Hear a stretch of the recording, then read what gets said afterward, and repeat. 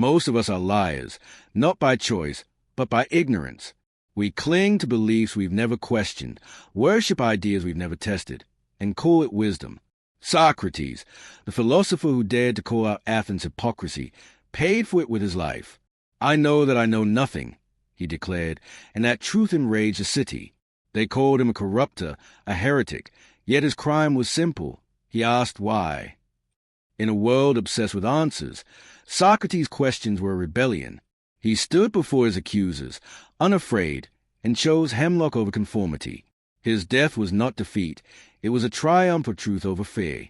Today, his voice echoes louder than ever, challenging us to break free from the chains of unexamined lives. Are you brave enough to face his questions?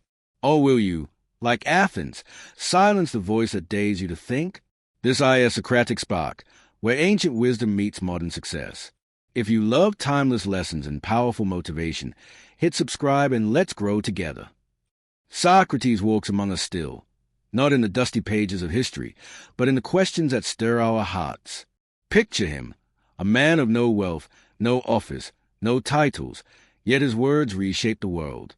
In the crowded streets of Athens, he was a gadfly, stinging the sluggish horse of society awake with his relentless questions. What is justice? What is virtue? Why do you live as you do? To him, these were not idle musings, but the pulse of existence. His philosophy was not a lecture. It was a confrontation, a call to strip away pretense and face the truth within. Why does Socrates matter now? In our age of noise, where algorithms feed us answers and outrage drowns out reason, his voice cuts through like a blade. We wrestle with the same struggles he did, conformity that suffocates, power that corrupts, and a hunger for purpose that gnaws at the soul. Socrates offers no easy answers. Instead, he gives us something rarer, a method to question, to doubt, to seek. His life, from the marketplace of the courtroom to the cell where he drank hemlock, shows us what it means to live authentically, to choose truth over safety, and to face death with a smile. Misunderstood in his time, Socrates was branded a danger, a corrupter of youth. Yet history has crowned him a hero, his ideas seeding the minds of Plato, Aristotle, and countless others. His legacy is not in books alone, but in the courage to live an examined life. This speech is not a history lesson, it's a journey. Through Socrates' wisdom, you'll find sharper clarity about your beliefs, deeper courage to live by them, and a burning resolve to seek truth, no matter the cost. Let his voice guide you, as if he were speaking to you alone, across the centuries. We begin in the Agora, where Socrates, weathered and barefoot, engages a pompous politician in debate. The man boasts of his wisdom, but Socrates, with a single question, "What is justice?" unravels his certainty. The crowd watches, some amused, others enraged, as the politician falters. Socrates doesn't lecture. He questions, peeling back layers of assumption until only truth remains. This is his gift and his danger, the courage to question, no matter who stands before him. Socrates' method, now called the Socratic method, is a rebellion against complacency. He believed that unexamined beliefs are like chains, comfortable until they bind you. Consider his words. "I am wiser than this man, for neither of us knows anything beautiful and good, but he thinks he does." In Athens, where sophists sold answers for coin, Socrates dared to expose ignorance, not to shame, but to liberate. His questions were not attacks, but invitations to think deeper, to live true. Today, we face our own agora, social media, workplaces, even our minds, where unexamined beliefs thrive. How often do we accept truths because they are popular or convenient? Socrates challenges us to ask, why do I believe this? What evidence supports it? His courage wasn't in knowing answers, but in embracing questions, even when they led to exile or death. Try this. Next time you're certain about a political stance, a life choice, or even a grudge, pause. Ask yourself, why do I believe this? Let the discomfort guide you. Socrates' life shows that questioning isn't weakness, it's strength. It's the courage to face the unknown and emerge wiser. But what begins with courage leads to a humbling truth. To question is to confront our own ignorance. Let's explore how Socrates turned ignorance into the seed of wisdom. Picture Socrates in a quiet moment, speaking to a young Plato. "I know that I know nothing," he says, a statement so radical it shocks his disciple. In a world that prizes certainty, Socrates' admission of ignorance is a lightning bolt. He doesn't claim to have answers. He claims only the awareness of his limits. This, he argues, is where wisdom begins. In Athens, sophists peddled knowledge like merchants sold olives, but Socrates saw through their arrogance. His famous declaration, recorded by Plato in the Apology, wasn't despair, it was liberation.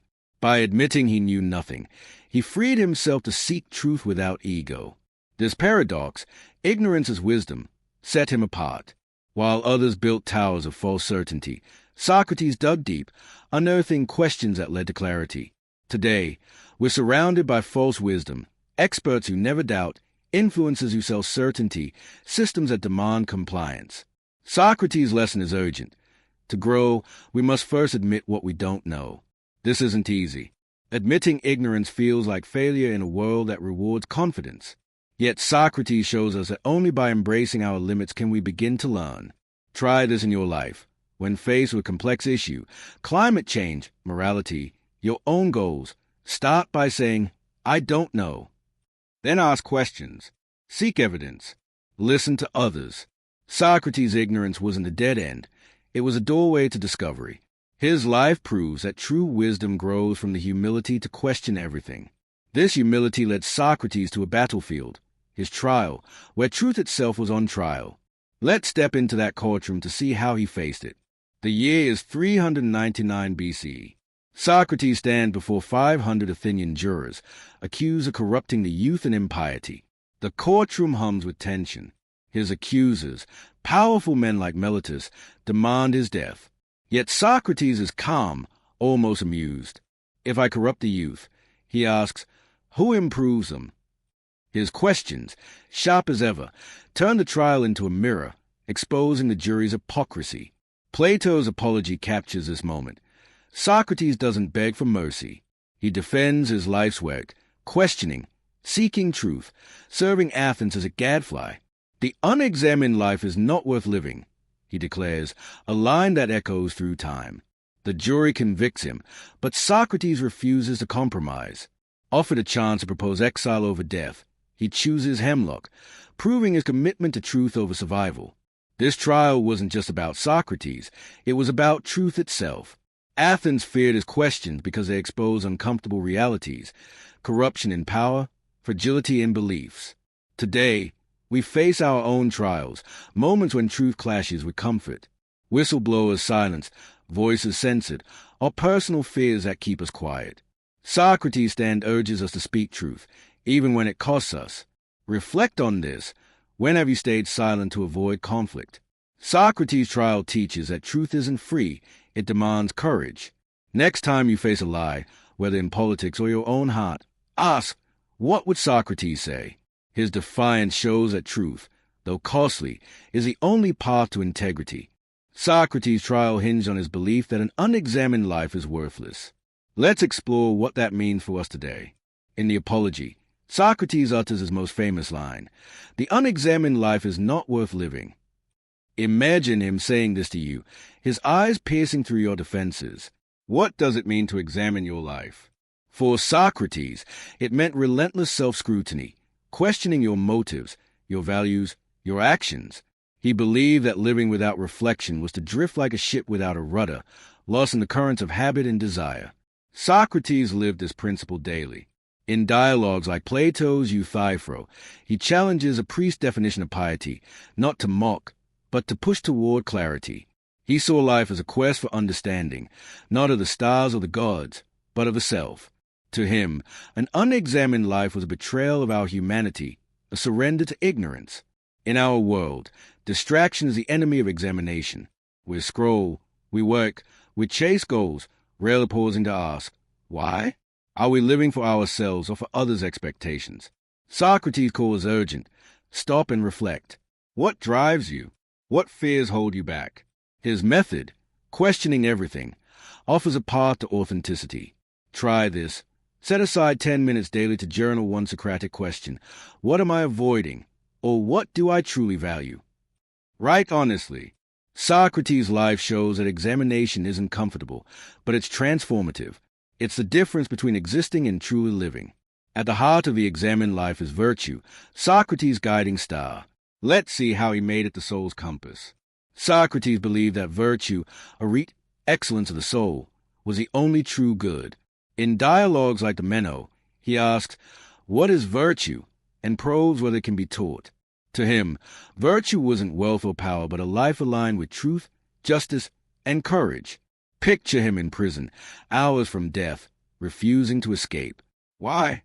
Because fleeing would betray his principles. "It is better to suffer wrong than to do wrong," he told his friends.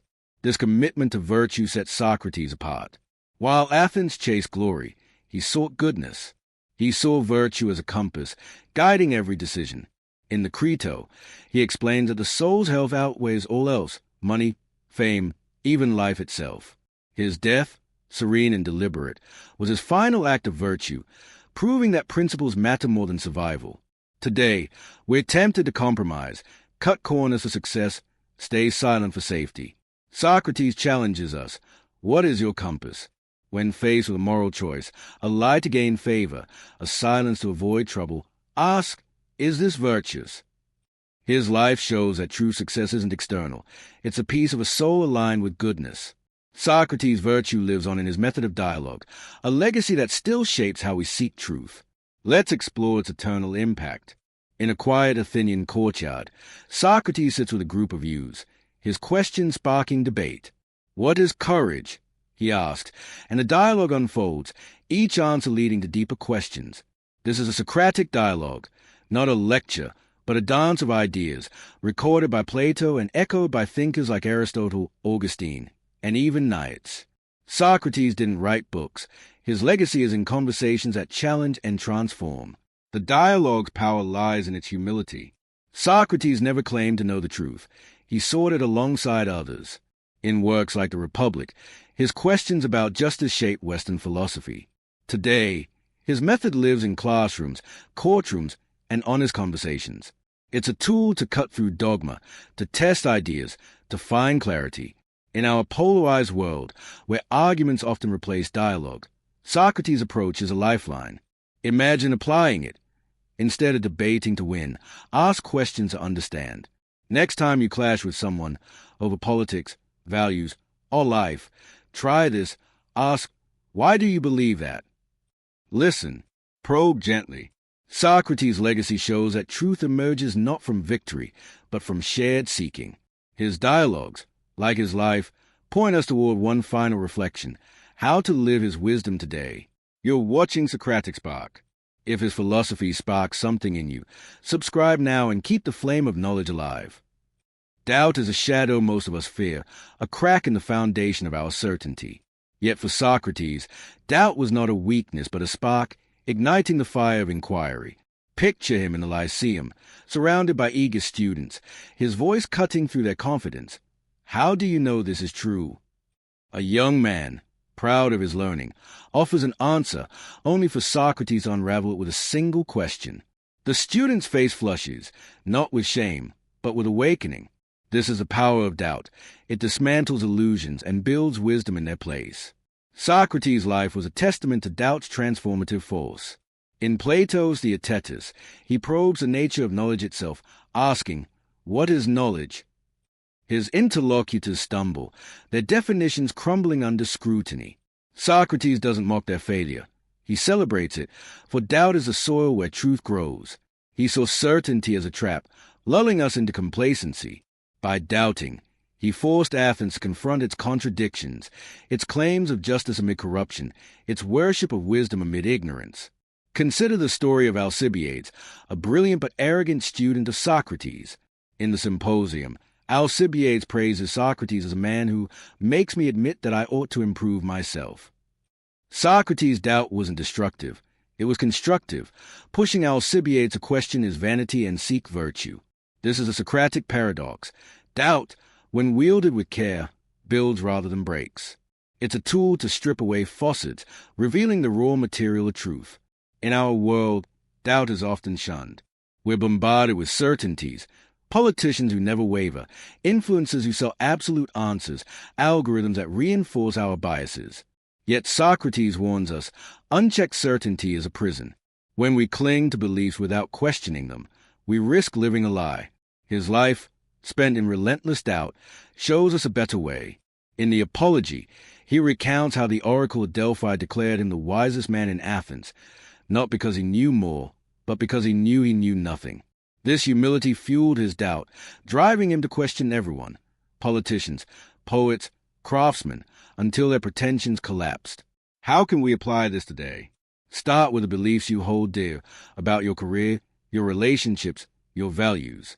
Ask, why do I believe this? What if I'm wrong? This isn't about paralyzing indecision, but about opening your mind to new possibilities. Doubt, in Socrates' hands, was a chisel sculpting wisdom from the raw stone of ignorance. When you face a decision, whether to trust a leader, follow a trend, or pursue a goal, pause. Doubt your assumptions. Seek evidence. Ask questions. This is how Socrates turned doubt into power. His doubt wasn't reckless. It was disciplined, rooted in a commitment to truth. In the Gorgias, he challenges the rhetorician Gorgias on the nature of persuasion, exposing how words can manipulate rather than illuminate. Socrates' doubt cut through flattery, revealing the gap between appearance and reality.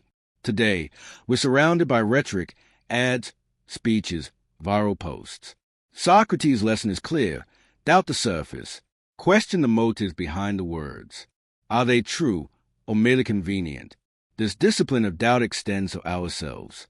In the Phaedo, as Socrates faces death, he questions even his own beliefs about the soul's immortality. He doesn't assume he's right. He examines, debates, seeks clarity. This is a power of doubt. It keeps us honest. In your life, try this. When you're certain about a moral stance, a career path, a personal goal, ask, what if I'm wrong? Journal your thoughts. Seek out opposing views. Like Socrates, you'll find that doubt doesn't weaken you. It strengthens you, sharpening your mind and soul. Yet doubt can be daunting. It's uncomfortable to question what feels true, especially when others pressure you to conform. Socrates faced this in Athens, where his doubts made him enemies. The sophist Thrasymachus, in the Republic, mocks Socrates' questioning as pointless, but Socrates persists, showing that doubt is a path to clarity, not chaos. Today, when you doubt, whether it's a cultural norm or a personal belief, you may face resistance. Friends may dismiss you. Society may push back. But Socrates' life proves that doubt, when pursued with courage, leads to truth. Reflect on a moment when doubt changed you.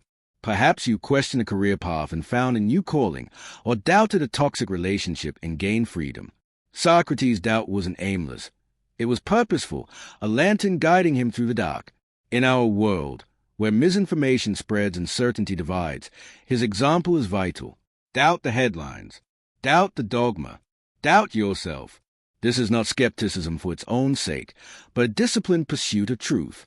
Socrates' death, serene and deliberate, was the ultimate act of doubt, not in his principles, but in the fear of death itself. He questioned mortality, asking, is death an evil? In the Phaedo, he concludes it may be a passage to something greater, but he doesn't claim to know. His doubt gave him peace, not despair. You, too, can find peace in doubt.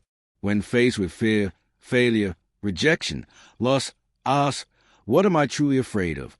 Doubt your fears and watch them shrink. This power of doubt is Socrates' gift to us. It's not about tearing down, but building up, constructing a life of clarity, purpose, and truth. As you move forward, carry his question like a torch. How do I know?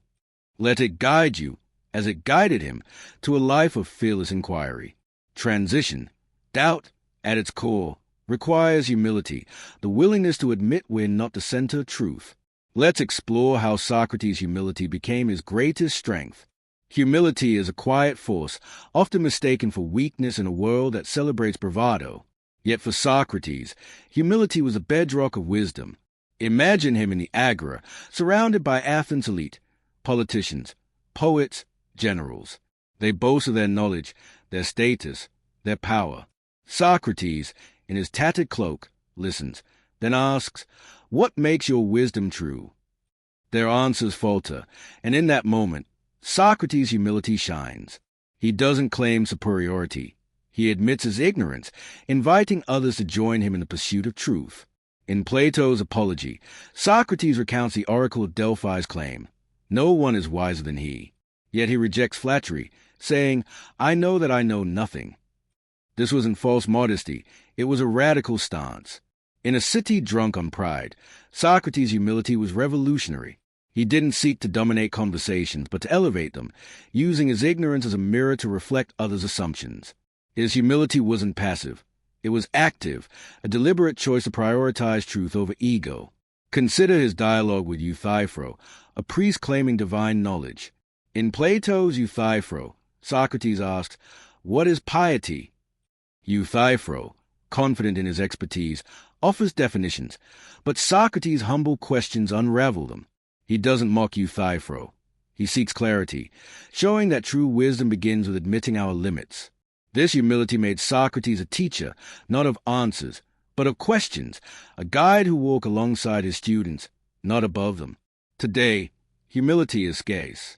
We live in an age of self-promotion, where social media rewards confidence and expertise is often a facade. Socrates' example challenges us. Can you admit when you're wrong? Can you listen without needing to prove yourself? His humility wasn't about self-doubt, but about self-awareness, a recognition that no one holds all truth.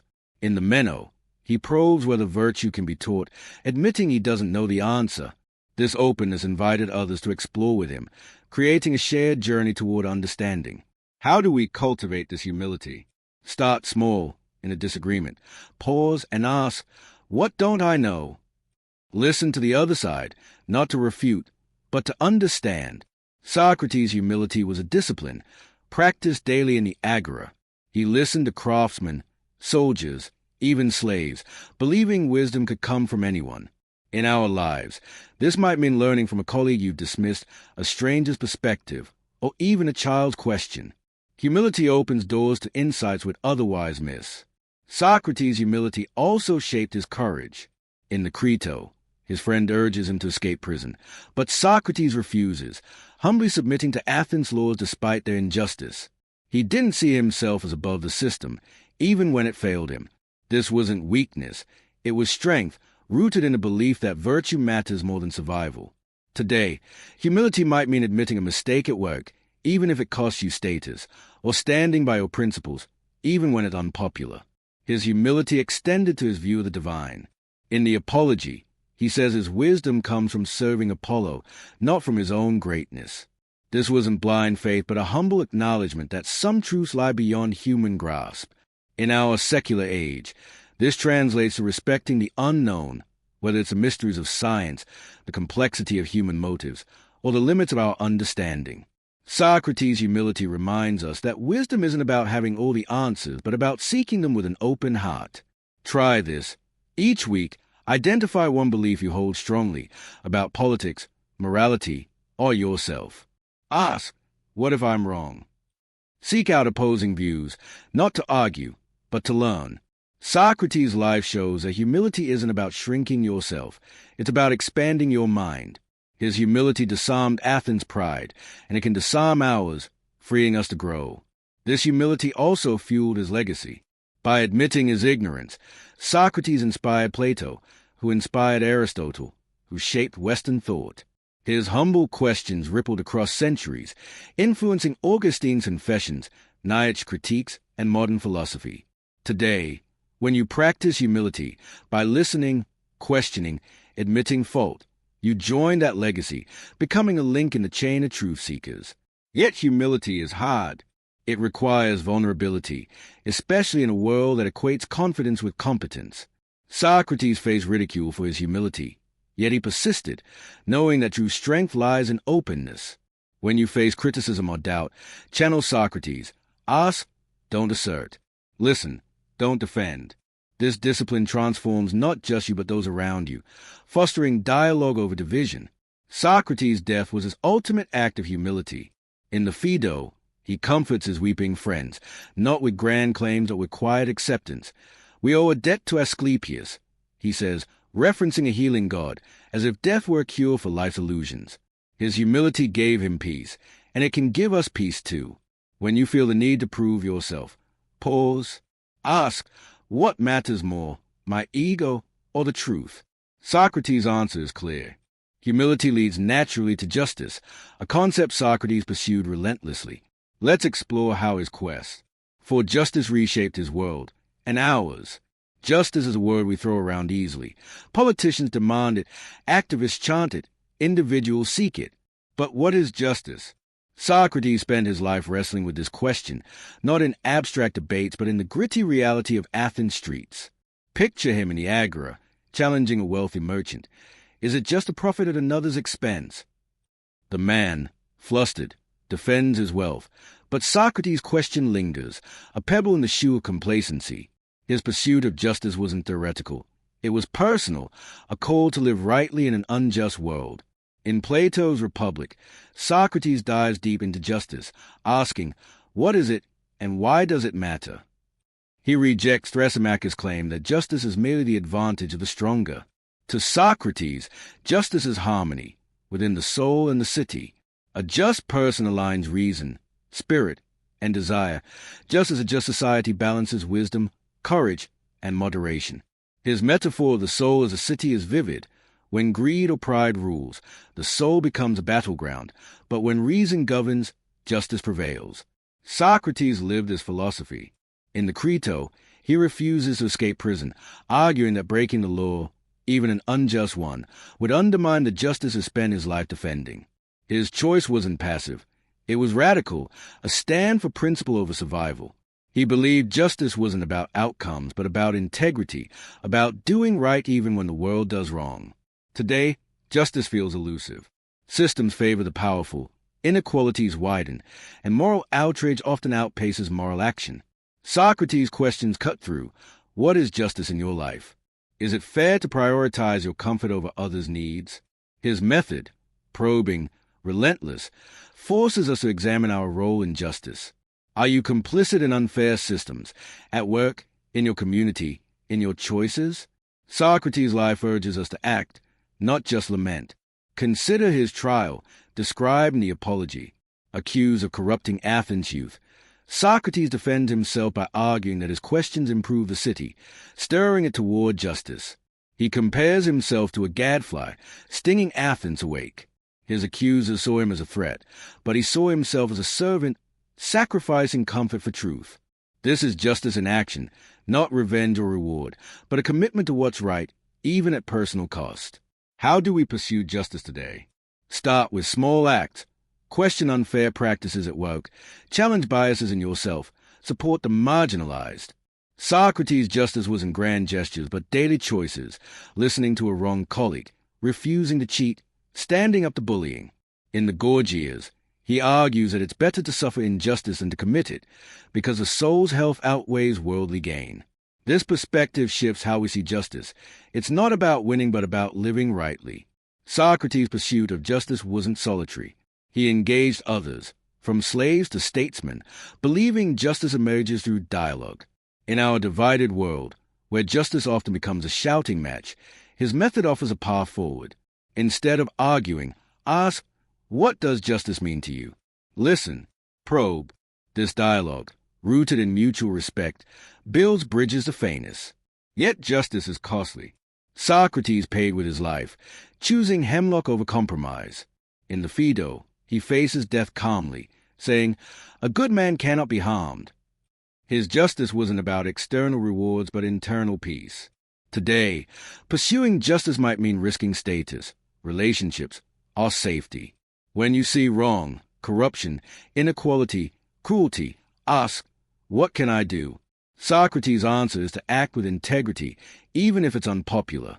His pursuit of justice also shaped his legacy. Plato's Republic inspired thinkers like Augustine, who saw justice as divine order, and modern philosophers like Rawls, who reimagined fairness. Socrates' questions about justice remain alive. How do we balance individual rights with collective good? How do we confront power without becoming it? These questions challenge us to build a juster soul and a juster world. Try this.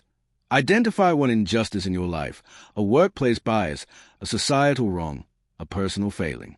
Ask, what is just here? Act on your answer, however small. Socrates' life shows that justice isn't a destination but a journey, walked one question at a time. Justice requires conviction, the strength to stand by what's right.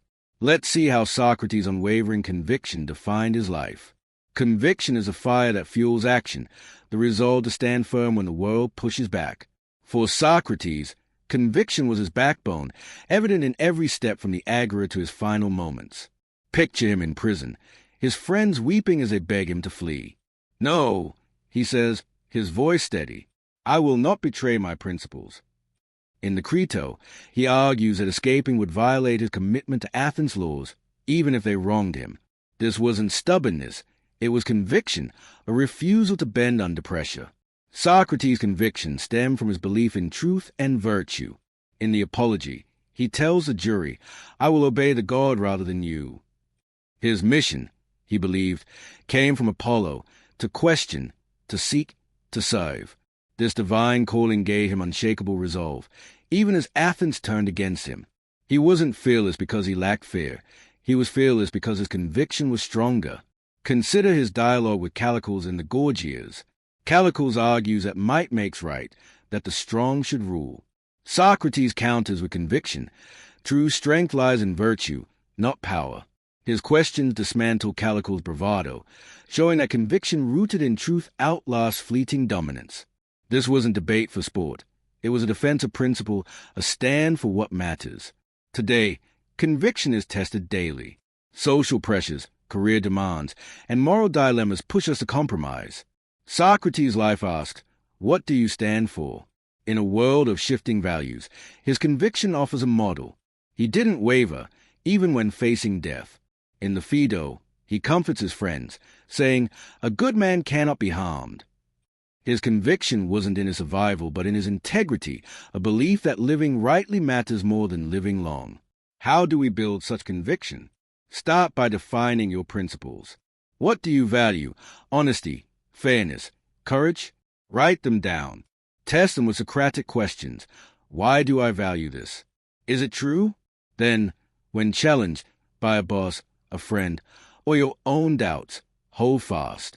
Socrates' conviction was built through daily practice, questioning his beliefs to ensure they held. In the Euthydemus, he challenges sophists who twist truth for gain, showing that conviction requires clarity, not blind faith. This clarity gave Socrates strength in his trial. Accused of impiety, he refused to flatter the jury, saying, "I would rather die than speak falsely." His conviction wasn't arrogance. It was rooted in a life of examination. Today, you might face your own trials, a workplace demanding unethical shortcuts, a society pressuring conformity. Ask, what's my hemlock? What's worth standing for, even if it costs me? Socrates' conviction also inspired others. Plato, devastated by his teacher's death, carried his ideas forward, founding the academy. Aristotle, in turn, built on those ideas, shaping ethics and logic. Socrates' conviction wasn't just personal. It was contagious, sparking a legacy of courage. In your life, conviction can inspire too. When you stand firm, whether in a debate, a moral choice, or a personal goal, you light a path for others. Yet, conviction isn't easy.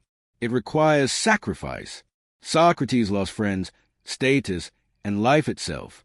In our world, standing for truth might mean losing a job, a relationship, or social approval. But Socrates shows that conviction brings peace. In the Phaedo, as the hemlock takes hold, he remains calm, his conviction unshaken. When you face your own trials, ask, what gives me peace? Socrates' answer is clear, a life aligned with truth. Try this. Identify one principle you'll never compromise: honesty, kindness, justice. Test it with questions, then live it even when it's hard. Socrates' conviction transformed Athens, and it can transform you, giving you the strength to stand tall.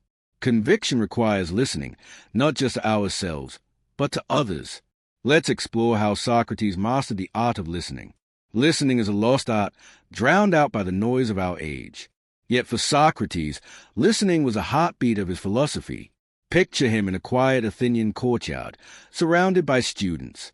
A young man speaks passionately about courage, and Socrates listens, not to reply, but to understand.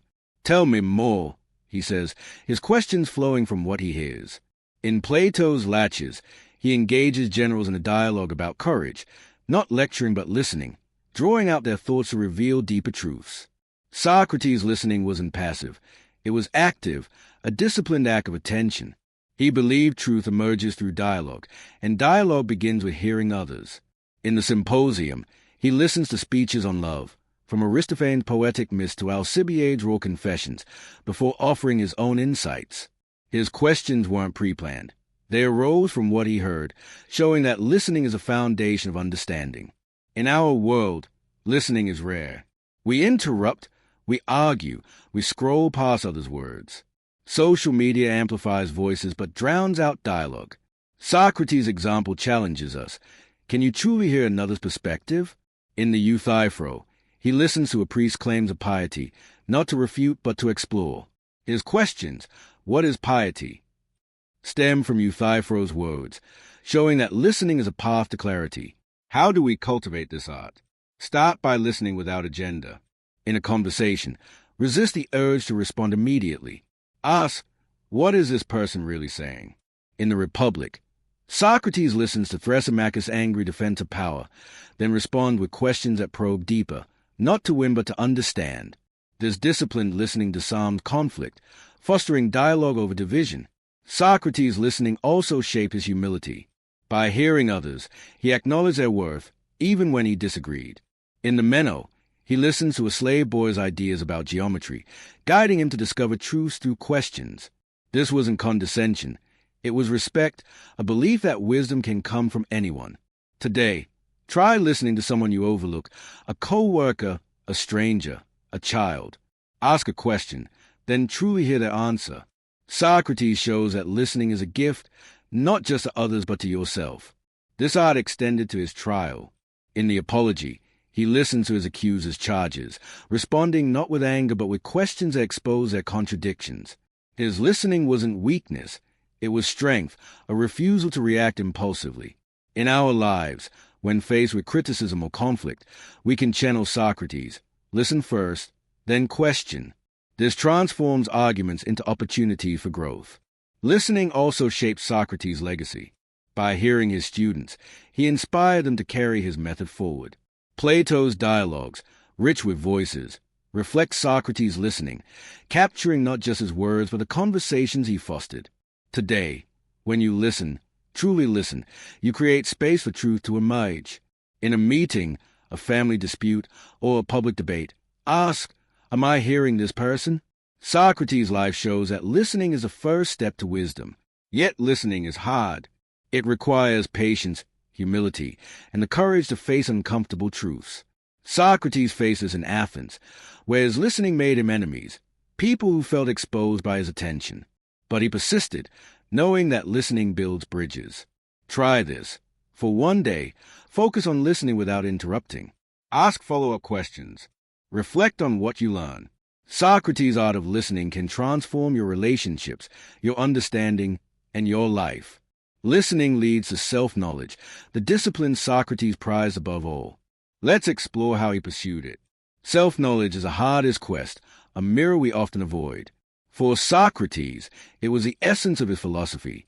Picture him in the Agora, pausing to ask a young disciple, "Who are you?" The question seems simple, but the youth stumbles, unable to answer. In Plato's Phaedrus, Socrates explores the soul, saying, "I must first know myself," as a Delphic inscription says. This wasn't a casual pursuit. It was a discipline, a lifelong commitment to understanding his own nature.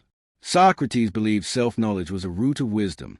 In the Apology, he says, "I am wiser than this man, for neither of us knows anything beautiful and good, but he thinks he does." His self-knowledge began with admitting his ignorance, a humbling act that freed him to grow. He didn't assume he knew himself. He questioned, probed, examined, like a sculptor chiseling away at stone to reveal the truth beneath. Consider his dialogue with Alcibiades. In the Alcibiades' eye, Socrates asks, "What is your aim in life?" Alcibiades, ambitious and proud, speaks of power and fame, but Socrates' questions reveal his deeper desires, for virtue, for meaning. This is self-knowledge, not just knowing your strengths, but confronting your flaws, your fears, your motives. Socrates saw the soul as a mystery, one we must explore daily. In our world, self-knowledge is elusive. We're distracted by external markers. Success, likes, status, rarely pausing to look within. Socrates' challenge is urgent. Do you know yourself? In the Republic, he describes the soul as a chariot, with reason guiding the horses of spirit and desire. Without self-knowledge, those horses run wild, pulling us toward chaos. His method, questioning everything, starts with the self. How do we practice this discipline? Begin with reflection. Each day, ask, what drove my actions today? Fear? Pride? Love? In the Phaedo, Socrates examines his own beliefs about death, questioning whether fear clouds his judgment. This introspection gave him clarity, even in his final moments. You can do the same. Journal your thoughts, question your motives, seek feedback from others. Socrates shows that self-knowledge isn't a destination but a practice. This discipline also shaped his courage. In the Crito, he refuses to escape prison, knowing that doing so will betray his soul. His self-knowledge, his clarity about his values, gave him strength. Today, when you face a tough choice, a career shift, a moral dilemma, ask, what does my soul demand? Socrates' life proves that knowing yourself is a foundation of integrity. Yet self-knowledge is painful. It requires facing truths about your weaknesses, your biases, your mistakes. Socrates faces in Athens, where his self-scrutiny made him a target. But he persisted, knowing that avoiding the mirror leads to a shallow life. In our world, self-knowledge might mean admitting you're wrong, recognizing a toxic habit, or confronting a fear. Try this. Identify one aspect of yourself you avoid: anger, insecurity, ambition. Ask, why is this part of me? Socrates' discipline can guide you to clarity. His self-knowledge also inspired his legacy. By knowing himself, Socrates inspired Plato to explore the soul, Aristotle to define ethics, and modern thinkers to probe consciousness. Today, your self-knowledge can ripple outward, shaping how you lead, love, and live. When you understand yourself, you understand others, fostering empathy and connection. Socrates' final act, in the Phaedo, was a testament to self-knowledge. As he drank the hemlock, he knew his soul was at peace, aligned with truth. You, too, can find that peace by questioning yourself daily. Ask, who am I becoming? Socrates' discipline of self-knowledge is a gift, a path to a life lived fully. Self-knowledge leads to integrity, the freedom to live true to yourself. Let's explore how Socrates embodied this freedom. Integrity is a quiet rebellion, a refusal to bend your soul to the world's demands. For Socrates, integrity was his life's anthem. Picture him in his final hours, surrounded by friends in a dim prison cell. They offer him a way out, bribes, escape routes, a chance to live. No, he says, his voice firm. In the Crito, he explains, to flee would betray his principles, making his life a lie. This is integrity, not just honesty, but a life aligned with truth. Socrates' integrity shone in every dialogue. In the Gorgias, he challenges Callicles, who praises power over principle. Socrates counters, it is better to suffer wrong than to do wrong. His integrity wasn't about perfection, but about consistency, living by the same values he preached. He didn't seek fame or wealth, just a freedom to be true. In Athens, integrity was dangerous. The city valued conformity, rewarding those who flattered its ego. Socrates, the gadfly, refused to play along. In the Apology, he tells a jury, I will not change my ways, even if I die many times. His integrity wasn't stubbornness, it was liberation, freeing him from fear and flattery.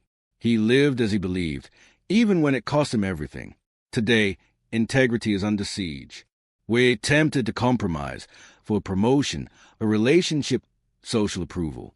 Socrates' life asks, what's your price? In a world of shortcuts and half-truths, his integrity is a beacon. In the Euthydemus, he exposes sophists who twist words again, showing that integrity means speaking truth, even when it's unpopular. How do we live with integrity? Start by defining your non-negotiables, values you won't sacrifice. Test them with Socratic questions. Are these truly mine, or borrowed from others? Then, When faced with pressure, a lie to save face, a silence to avoid conflict, hold fast. Socrates' integrity was built through daily choices, from rejecting bribes to questioning Athens' elite. His integrity also shaped his trial. Accused of impiety, he refused to beg or flatter, saying, "I would rather die than speak falsely." This wasn't pride. It was principle, a belief that truth outweighs survival. Today, integrity might mean whistleblowing on corruption, admitting a mistake, or standing by a friend. Ask, "What's my hemlock? What's worth sacrificing for?" Socrates' integrity inspired others. Plato, witnessing his teacher's death, carried his principles into the Republic, exploring a just society. Aristotle built on this, defining ethics as a life of virtue. Today, your integrity can inspire. By living authentically, you show others what's possible. In a meeting, a family, a community, your choices ripple outward. Yet integrity is costly. Socrates lost his life, but he gained freedom, the freedom of a soul at peace. In the Phaedo, as the hemlock spreads, he smiles, saying, "We owe a debt to Asclepius." His integrity gave him serenity, a lesson for us. When you face temptation, to lie, to conform, to betray yourself, ask, "What's the cost of my soul?" Socrates' answer is clear. Integrity is worth everything. Try this. Identify one area where you're tempted to compromise. Honesty, fairness, courage. Commit to one act of integrity, however small. Socrates' life shows that integrity isn't a burden. It's a liberation, freeing you to live as your truest self. Integrity builds resilience, the ability to withstand life's storms. Let's explore how Socrates' resilience kept truth alive. Truth is fragile, easily drowned by lies, power, or fear. Yet Socrates made truth resilient, a flame that no storm could extinguish. Picture him in the Agora, facing a hostile crowd. A sophist mocks his questions, but Socrates, undeterred, asks, "What is truth?" In Plato's The Aetetus, he probes this question not to define truth but to protect it, showing that truth endures through relentless inquiry. Socrates' resilience came from his commitment to truth above all. In the Apology, he tells the jury, "I will obey the God rather than you." His mission, to seek truth, was unshakable, even as Athens condemned him. He saw truth as a living thing, not a possession but a pursuit, requiring courage to defend. His questions, like armor, shielded truth from corruption. Consider his dialogue with Polus in the Gorgias. Polus argues that tyrants, with their power, are happy. Socrates counters, "True happiness lies in virtue, not dominance." His resilience wasn't in winning arguments, but in keeping truth alive, even when outnumbered. He faced ridicule, exile, and death, yet his questions endured, carried by Plato and beyond. Today, truth is under attack, misinformation spreads, power silences, fear distorts. Socrates' resilience offers a model. In the Republic, he imagines a just city, not as a blueprint but as a question. Can truth guide us? His resilience wasn't blind optimism, but a disciplined defense of inquiry. When you face lies, on social media, in politics, in your own doubts, ask, "What's true here?" Socrates' method can keep truth alive. How do we cultivate this resilience? Practice questioning relentlessly. In the Phaedo, Socrates faces death by questioning its nature, refusing to let fear cloud truth. You can do the same. When faced with a crisis, failure, betrayal, loss, ask, "What's the truth of this moment?" Seek evidence. Challenge assumptions. Hold fast to reason. Socrates' resilience was built through daily practice, a commitment to truth over comfort. His resilience also shone in his trial. Accused of corrupting youth, he didn't flinch, saying, "I will not change my ways." His truth wasn't dogmatic. It was tested, refined through dialogue. Today, when you defend truth against a lie, a bias, or a system, expect resistance. Socrates did, yet he persisted, knowing truth outlasts its enemies. This resilience shaped his legacy. Plato's dialogues, Aristotle's ethics, and modern philosophy all trace back to Socrates' unwavering pursuit of truth. In your life, defending truth can inspire others. Speak up in a meeting, challenge a falsehood, share a hard truth. Your resilience, like Socrates, can ripple outward, keeping truth alive. Yet resilience is exhausting. Socrates faced constant opposition, yet he never wavered. In the Phaedo, as death nears, he says, "A good man cannot be harmed." His resilience wasn't in avoiding pain, but in transcending it, knowing truth endures. When you face setbacks, ask, what truth can I hold on to? Socrates' life shows that truth, though fragile, is indestructible when defended with courage. Try this. Identify one truth you believe in, about justice, love, or purpose. Test it with questions, then defend it even when it's hard.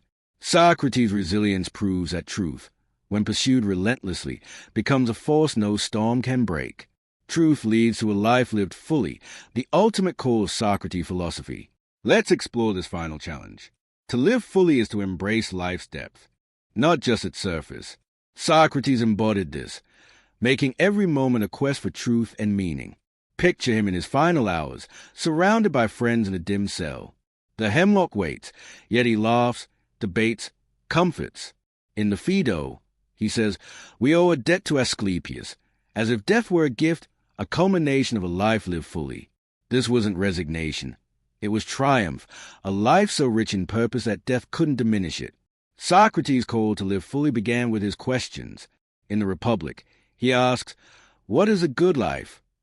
His answer isn't wealth or fame, but a life of virtue, inquiry, and connection. He lived this daily, engaging everyone, students, strangers, enemies, in dialogue. His life was full because he filled it with meaning, not possessions. In Athens, fullness was measured by status, but Socrates redefined it. In the Symposium, he describes love as a pursuit of beauty and goodness, a way to live fully by seeking what elevates the soul. His dialogues weren't abstract. They were alive, pulsing with questions that made life vibrant. He saw every moment as a chance to grow, to learn, to connect. Today, we chase fullness in fleeting things: money, likes, success. Socrates' challenge is clear. Are you living fully or just surviving? In the Apology, he says, "The unexamined life is not worth living." A full life requires examination, questioning your purpose, your choices, your impact. Without this, we drift, half alive, chasing shadows. How do we live fully? Start with intention. In the Meno, Socrates explores whether virtue can be taught, concluding that it's a practice, a daily choice. Ask, what makes my life meaningful? For Socrates, it was truth, virtue, dialogue. For you, it might be creativity, service, or love. Define it, then pursue it relentlessly. Socrates' life shows that fullness comes from alignment, not accumulation. His fullness also came from courage. In the Crito, he chooses death over Dishna, living fully to his last breath. Today, living fully might mean taking risks, starting a new career, speaking your truth, loving boldly. Ask, what's holding me back? Socrates' answer is fear, and his life shows how to overcome it. Question your fears, align with your values, act. Socrates' fullness inspired others. Plato's Academy, Aristotle's Lyceum, and modern philosophy all stem from his vibrant life. In your world, living fully can inspire. By pursuing your purpose, you light a path for others. In a family, a workplace, a community, your choices matter. Ask, how can I make this moment meaningful? Yet living fully is hard. Socrates faced ridicule, poverty, death, yet he never stopped questioning. In the Phaedo, he faces death with joy, saying, "I am not afraid." His fullness came from knowing his soul was true. You, too, can find this by living authentically, questioning, growing, loving, even in pain. Try this. Each day, choose one act that makes your life fuller, a kind word, a bold question, a step toward your purpose. Socrates' life proves that fullness isn't in what you have, but in how you live. His final smile, as a hemlock took hold, was a call: live fully, question deeply, love truly. Return to that Athenian courtroom, where Socrates faces his accusers. His calm defiance, his choice of truth over life, burned brightly across centuries. He was no saint or sage, just a man who dared to question, to seek virtue, to live authentically. His wisdom boils down to this. Ignorance is the start of knowledge. Virtue is the soul's compass, and the examined life is the only life worth living. Socrates' questions are alive, whispering to you now. In a world of noise and distraction, they cut through. What do you value? Why do you live as you do? To honor Socrates isn't to memorize his words, but to embody his spirit, to question boldly, to seek truth fiercely, to live with unwavering courage.